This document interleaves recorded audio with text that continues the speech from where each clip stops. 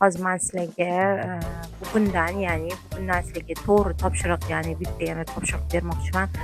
Qizlar, hammamiz ovqatlanib bo'lganimizdan keyin o'tirgan joyimizda uzog'i 5 minut yoki 10 minutdan to'g'ri nafas olishni o'rganamiz. Ya'ni to'g'ri nafas olish texnikasi bilan biz ozishimizni qo'llab-quvvatlaymiz, ya'ni tezlashtiramiz. O'tirgan joyimizda qaddimizni tik tutgan holda nafas olamiz. Qaranglar. Burundan nafas olib, og'izdan chiqaramiz.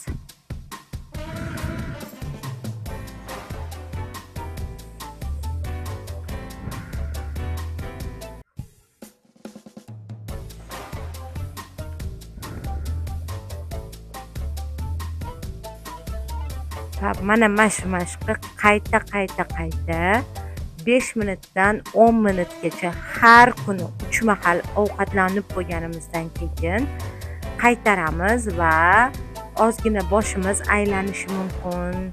Qanaqadir rezki turib ketsak, ko'zimizni osti qorong'ilashib ketishi mumkin, lekin bu normal holat, chunki biza ko'pchiligimiz chuqur nafas olishni hech qachon praktika qilmaganmiz va shuning uchun bu boshlanishiga normal.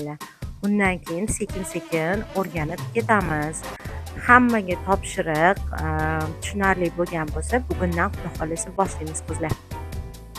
Hammanglarga yaxshi ko'raman.